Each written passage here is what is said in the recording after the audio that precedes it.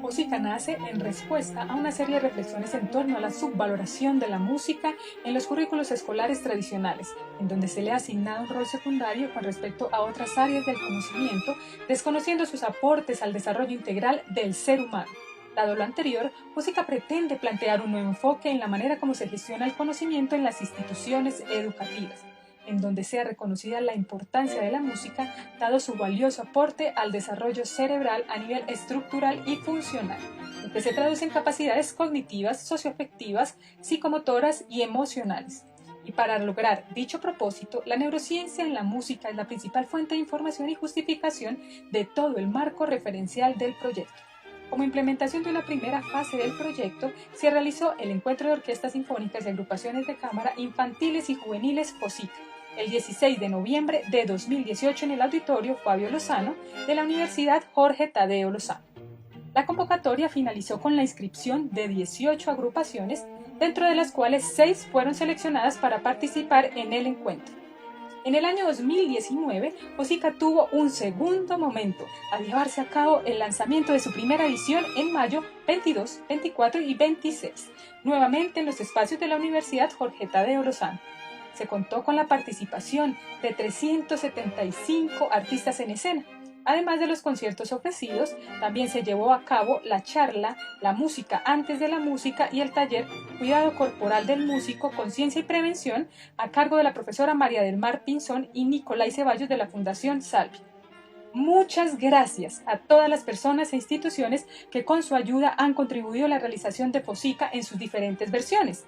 Para la edición actual, FOSICA Digital 2020, agradecemos especialmente a la Escuela Universitaria de Música de la Universidad de Salta, Argentina, a la Escuela de Violín Amati, a C-Music Producciones, a la Organización de Estados Iberoamericanos OEI, al Proyecto de Formación Musical de la Orquesta Filarmónica de Bogotá, Vamos a la Filarmónica, a Índigo Cultural, al señor Búho, a Fernando Vicario, a Tatiana Asprilla, a Philip Tupter y, por supuesto, a todos nuestros participantes que año tras año nos comparten su talento, disciplina y amor por la música.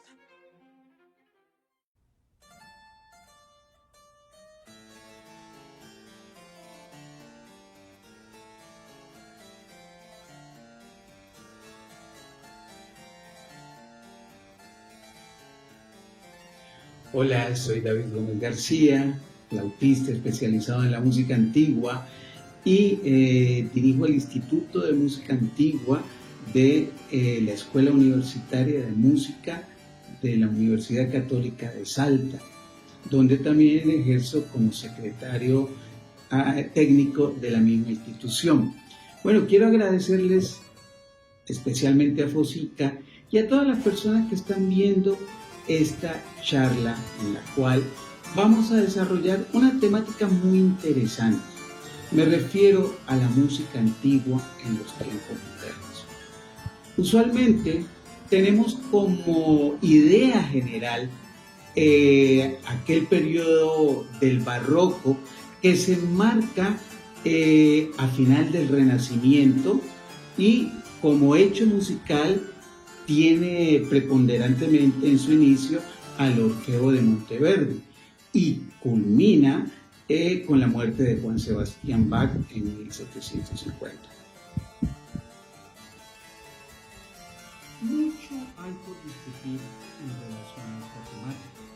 Sin embargo, hay que tener en mente muchísimos aspectos para poder entender en qué consiste el concepto de música antigua históricamente bien informada. Si bien es cierto, más allá del gusto de hacer o escuchar una música en particular, de un periodo en particular, no solo requerimos un proceso técnico en el aprendizaje del instrumento para poder entender este periodo, tenemos que conocer cómo pensaban los compositores, cómo pensaban los posibles intérpretes en aquel entonces, cómo eran las vivencias sociales, culturales, los pensamientos religiosos, porque la música está enmarcada, es decir, está lindada con todos los aspectos sociales a través del tiempo. Eso también ocurre hoy. Hay un fenómeno en nuestra época actual que nos ha llevado a valorar muchísimo esto llamado la música antigua, la interpretación de esta música. Pero como les digo, es fundamental remitirnos a los principios, y cuando me refiero a los principios no me refiero a aspectos históricos, me refiero a todos los textos que tienen que ver con el pensamiento de aquel entonces. Y para ello quiero presentar en primer plano a uno de los grandes musicólogos que fue tal vez el granito de arena, la piedra fundamental para dar inicio a todo ese movimiento que hoy conocemos como interpretación históricamente bien informada. Es el caso del musicólogo inglés, luthier e intérprete de instrumentos antiguos, Arnold Dolmetsch. Gran figura de la historia musical. Ustedes podrán encontrar de él en diferentes enciclopedias, podrán encontrar en la web muchísima referencia al respecto. No vamos a extendernos mucho porque la idea es que tengamos elementos valorativos que les permitan a ustedes abordar, investigar un poco y tal vez adquirir el gusto por interpretar esta música. Lo que quiero decirles puntualmente es que tal vez fue él el pionero en investigar sobre el pensamiento de los compositores, de cómo se abordaba la música, y escribió un libro él muy importante que se llama Cómo interpretar la música de los siglos XVII y XVIII. Este libro fue escrito en 1915. ¿Qué fue lo que hizo Arnold? Él empieza a buscar en manuscritos, empieza a encontrar en la Biblioteca Británica una cantidad de textos informativos que le llevan a generar ideas más claras de qué es el hacer música de ese periodo en tiempos modernos. Porque, como les decía, las estéticas van cambiando, y si hoy abordamos una obra sin entender qué querían los compositores de aquel entonces, es posible que estemos haciendo una buena obra, pero no la estamos interpretando como quisiesen las personas de aquel entonces.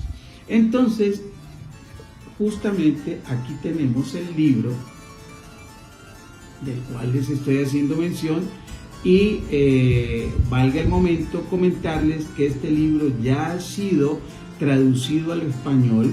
Luego les daremos el link para que ustedes puedan visitar y adquirir este importantísimo texto que les va a servir de referencia. Para hablar del barroco en sí, tenemos que tener en cuenta dos contextos: uno cultural y uno musical. En relación a lo cultural, usualmente pensamos el barroco como un movimiento cargado de ornamentos, un movimiento muy lleno, digámoslo, de casi que algunos podrían decir excentricidades. ¿Por qué viene eso? Si lo vamos a mirar desde lo cultural, barroco en su significado posiblemente venga de una perla de carácter irregular y todas esas formas, y se fueron desarrollando cantidad de ideas al respecto. Ahora, si vamos a hablar del carácter, del contexto musical, vamos a tener dos palabras fundamentales: por un lado la razón y por otro lado el sentimiento. Esos dos aspectos son los que van a generar una forma de pensar, una forma de hacer la música, una forma de sentir. Dentro del lenguaje musical, hablando ya en términos del barroco, va a aparecer algo que va a destacar el desarrollo musical, y es el hecho de la melodía como tal. Esto nos va a permitir entender de manera más profunda el lenguaje. Por otro lado, se va a generar en relación a la sensibilidad lo que se va a denominar la teoría de los afectos. En el barroco, como lo estaba diciendo, es fundamental que cada una de las diferentes tonalidades estén lindadas a un sentido. Y eso marcó totalmente el pensamiento de ese periodo, lo cual lo hizo muy profundo, lo hizo muy rico. El otro elemento constitutivo del barroco va a ser lo que se denomina el bajo continuo. Dicho bajo continuo se refiere a la parte del acompañamiento realizado por un instrumento o varios instrumentos, que usualmente puede ser el clavecín, un cello barroco, una viola da gamba, un laúd, un arquilaúd. Y ese acompañamiento armónico es lo que va a enriquecer la melodía. El tratamiento del bajo continuo es fundamental en el estilo de la música barroca. A diferencia del Renacimiento, ya en este periodo se establece una tonalidad y se manejan unos patrones rítmicos. Pero aquí quiero detenerme en relación a los patrones rítmicos. ¿En qué sentido? Aparecen también los ornamentos. Y el ornamento también tiene que ver con la rítmica. Por ejemplo, dentro del carácter francés era usual utilizar diferentes tipos de desigualdades que no están escritas, que por tradición oral se hacían. Entonces ahí se está manejando con un carácter muy particular el aspecto rítmico. Esto tiene que ver con un buen gusto, esto tiene que ver con una tradición oral. Por eso es importante que cualquier persona que quiera abordar la temática del barroco, es necesario que lea mucho de todo lo que tiene que ver con la historia, con el proceso, con los pensamientos, para poder entender todo lo que tiene que ver con la técnica. Pero no nos podemos quedar única y exclusivamente con la técnica, porque la técnica en la música es un elemento constitutivo de ella, pero no es el fin.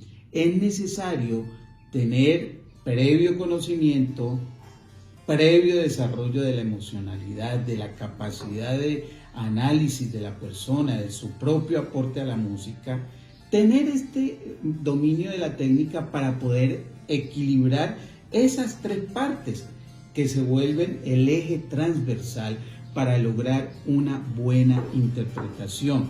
Y ahora que vamos a hablar de interpretación, no podríamos especificar con precisión, con puntualidad, una técnica muy elaborada, muy conocida, porque no existe, no quedaron evidencias totales. Hoy por hoy hablamos del barroco en términos casi como de un carácter religioso, si me permiten esa expresión. Sin embargo, no podemos dogmatizar cuando todavía hay muchas preguntas, muchos cuestionamientos sobre qué sucedió en ese periodo, porque mucha de la tradición fue oral, no quedó todo perfectamente escrito. Entonces, por eso es muy importante ir a las fuentes. No solo se transforma la escritura musical. Durante el barroco se va formalizando la escritura con la división de lo que llamamos hoy por hoy compases. Anterior a este periodo, la música no estaba dividida en compases. La escritura era más rudimentaria. Si bien es cierto, en el barroco ya se logra una escritura un poco más clara, dista aún mucho de decir totalmente lo que se quiere a través de la partitura. Y quiero parar aquí para hacer la siguiente reflexión. Jamás la música podrá entenderse como la lectura de una partitura. Lo acabo de decir, es una simple lectura lo que se hace con una partitura. hacer música ya implica el concepto de interpretación, y eso tiene que ver con el aporte personal y con el conocimiento tanto técnico como histórico bien informado. Entonces, esto lo digo porque no solo hay que conocer sobre todos los aspectos de los momentos musicales, hay que entender que la música es un elemento vivo, por ende la partitura requiere que se le recree, que se le dé forma, que se le entienda y que se le corrija también, porque muchísimas veces sucede que encontramos partituras, las tomamos y están con errores. ¿Por qué? Porque una partitura ha pasado por mis manos, por manos de copistas, por manos de editores, y los copistas también hacían parte de toda esta playa de situaciones en la época antigua. Existieron varios, especialmente uno de ellos muy conocido, Lessen, que era el encargado de recopilar partituras, de publicarlas en Ámsterdam y en algunos lugares que eran muy dados a la difusión de la música escrita, para poder permitir que el público, las personas que llegasen a los compositores se pudieran deleitar. Y deleitar con aspectos nuevos. Tal es el caso, por ejemplo, de la formación, lo que hoy llamamos el concierto. El concierto aparece como forma dentro de este periodo llamado barroco. Y es una forma en la cual se contraponen un grupo de instrumentos o un instrumento al tutti del grupo, que lo podemos denominar orquesta.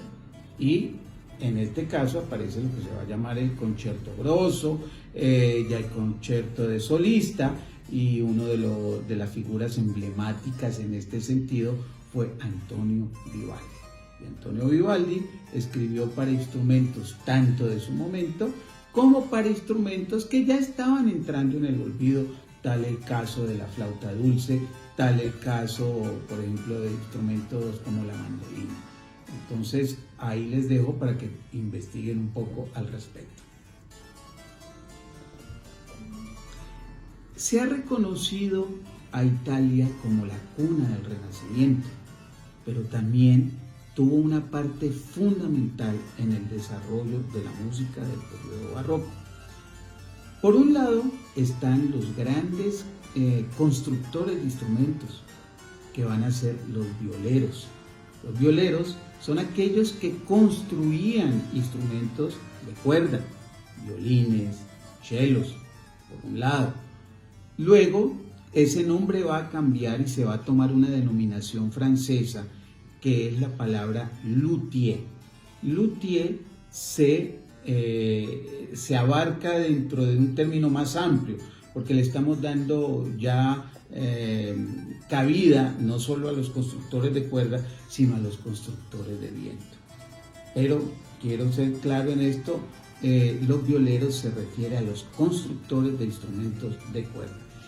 Y decía al comienzo de esta charla que el inicio del barroco está enmarcado por una obra importantísima, que es el Orfeo de Claudio Monteverdi. Y es justamente Claudio Monteverdi quien empieza a abrir un pensamiento musical, una nueva estética musical en la Italia. Y justamente hay una ciudad que empieza a tomar importancia fundamental en el desarrollo del pensamiento artístico de Italia, dirigido hacia el resto del mundo. Me refiero a la ciudad de Venecia, donde desarrolla gran parte de su obra, casi la totalidad de ella, el magnífico Padre Rojo Antonio Vivaldi. Se empiezan a generar unas características marcadas en los estilos. Por ejemplo, el estilo italiano tiene un carácter efervescente, un carácter emocional, un carácter de constantes cambios.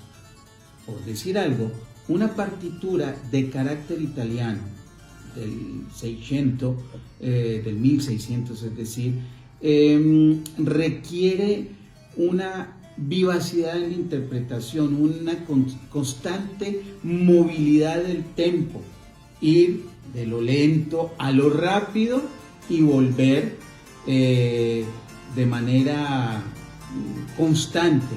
Esos juegos artificiosos no aparecen escritos en la partitura, es típico del carácter. Si uno mira una obra italiana, por ejemplo de Dario Castello, Montalbano, entre otros, se va a dar cuenta que hay una serie de cambios de compás que al adentrarnos en la partitura, ¿qué es lo que nos están sugiriendo? Esos cambios de tempo. Por eso les digo, es importante saber entender una partitura. No solo es el solfeo, hay que entender por qué esos cambios sugeridos de tiempo. Eso es fundamental. Entonces, lo que les estoy evidenciando es la característica, digamos, más reconocida de lo que se va a denominar el estilo italiano del periodo barroco, donde, por ejemplo, ornamentos reconocidos es la manera de improvisar. La improvisación es parte fundamental del barroco, y ese lenguaje de la improvisación hoy por hoy se convierte en un elemento constitutivo de formas musicales tan importantes como el jazz. Por eso hay una relación directa entre quienes han trabajado la música barroca y quienes trabajan el jazz, porque es en el barroco donde se desarrolló todo el ejercicio de la improvisación.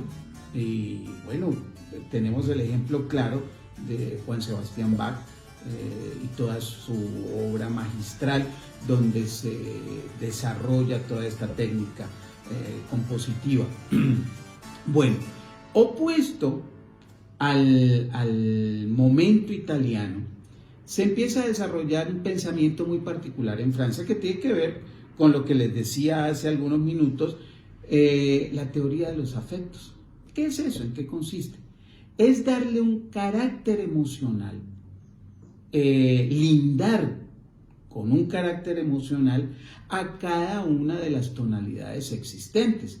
Y ahí nos van a aparecer palabras como alegría, tristeza, recogimiento, solitud, y muchas expresiones que van más allá de lo que nosotros conocemos como palabras que describen la música, vocablos italianos. Francia también tuvo sus propios vocablos, y eso lo vamos a ir viendo en esta marcha. Entonces, el elemento constitutivo del periodo francés es lo afectuoso, los afectos, la sensibilidad.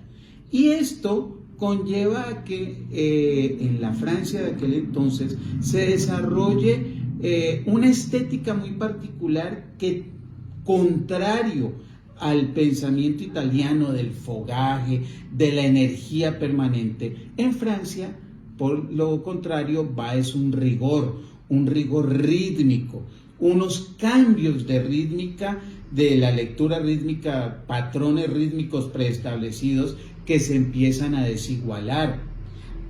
Aparece una ornamentación muy específica, muy puntual, como en el caso de François Couperin, como en el caso de Jean-Philippe Rameau, que fueron compositores que desarrollaron una habilidad interpretativa, una habilidad en la construcción de un pensamiento musical muy rico, muy profundo. Entonces, aquí ya tenemos dos elementos fundamentales: Italia, energía, viveza; Francia, rigor, ritmo y mucha emocionalidad. Hay factores que influencian precisamente a estos afectos de los cuales estoy hablando. El primero de ellos es la tonalidad.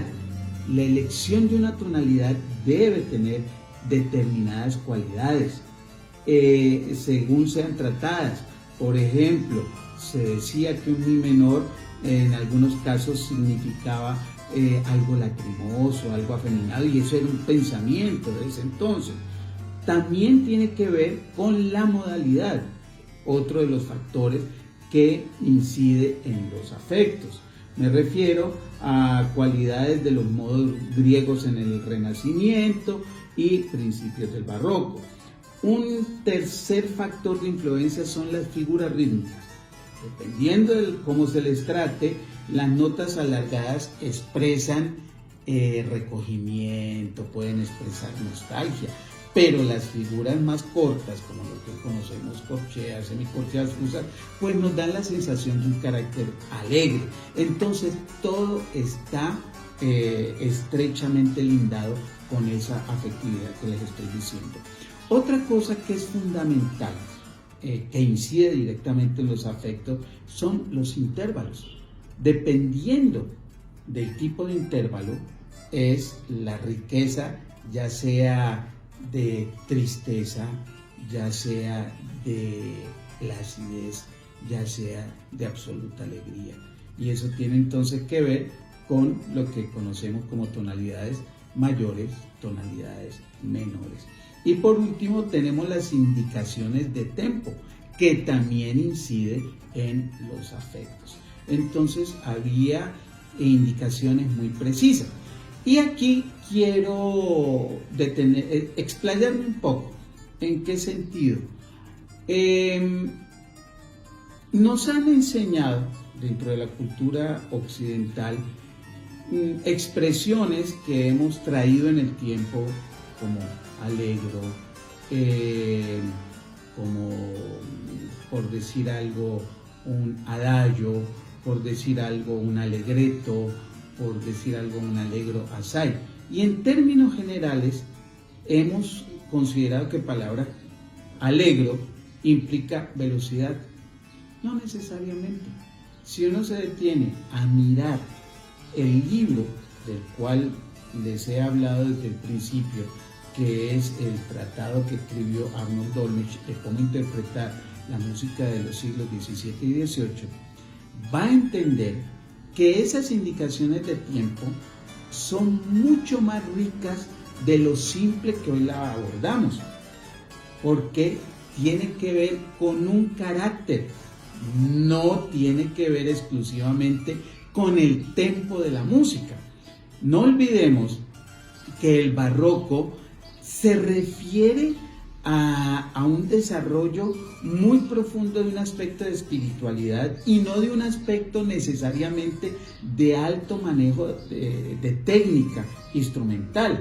No es lo mismo pensar en Paganini, que nada tiene que ver con el barroco, como aquel personaje que logra una serie de fiorituras impresionantes y quiere mostrar una técnica descomunal, logrando pasajes de alto virtuosismo, mientras que las partes orquestales de sus conciertos son de una simpleza única. Entonces son caracteres totalmente diferentes. En el barroco, un allegro no quiere decir velocidad extrema, quiere decir carácter vivaz, quiere decir energía, quiere decir conducción. Por eso invito a todos aquellos que están adentrándose en este bello mundo de la interpretación musical, cualquiera sea el estilo que quieran abordar, lean, entiendan, piensen y desarrollen maneras lógicas para entender qué es hacer música. Hacer música es un estado personal. Hacer música no es un oficio. Hacer música es una forma de vida, es una forma de pensar, es una forma de entender el mundo hacia atrás, el mundo actual y el mundo hacia adelante. Ustedes podrán pensar que durante todo este tiempo he hablado de muchas cosas, mas no de ornamentos. En realidad sí lo he hecho, porque hay que entender que había diferentes maneras de ornamentar. Si bien es cierto, existe una ornamentación específica, muy particular, como podríamos hablar de diferentes tipos de trinos, de diferentes tipos de mordentes, de diferentes tipos de achacaturas, que son específicos, adornos específicos. No podemos dejar de entender que las variantes rítmicas, las improvisaciones, son formas de ornamentar. Entonces, había diversas maneras de ornamentar y eso dependía de los intérpretes, del carácter de la obra, si es italiano, si es francés. Por eso les invito para que puedan tener una visión con un panorama más profundo, que no lo vamos a hacer en una charla de varios minutos, se requiere tener una lectura más profunda. Como les digo, les invito a que lean el libro que escribió Arnold Dolmetsch. Esta es la versión de 1915, pero ya la tenemos traducida al español, el trabajo que se ha realizado en la Universidad Católica de Salta, desde OCASA, que es el área que tiene que ver con todas las publicaciones.